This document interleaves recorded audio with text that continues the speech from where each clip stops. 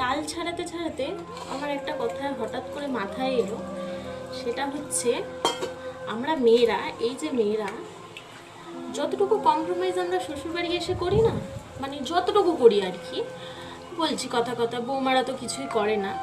আর সেটা হচ্ছে 1% যদি আমরা আমার মা বাবার জন্য একটুও করতাম বাপের বাড়ি থাকতে, বিয়ের আগে, হ্যাঁ, তাহলে আমার মা বাবারা অবশ্যই আমাদেরকে ভালোবাসে, সব প্রত্যেকটা সন্তানকে মা বাবারা ভালোবাসে, কিন্তু 1%ও যদি তোমরা তোমাদের মায়ের জন্য যদি আমরা করতাম, তাহলে আমার মা বাবারা হয়তো আমাদেরকে মায়েরা আরও মাথায় করে রাখতো।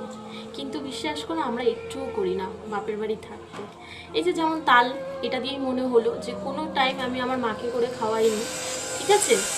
তো এখন এই নয় যে আমার বর বলেছে, যাই হোক আমি করছি, তো সেটাই হচ্ছে বড় কথা। আমরা মায়ের জন্য কখনোই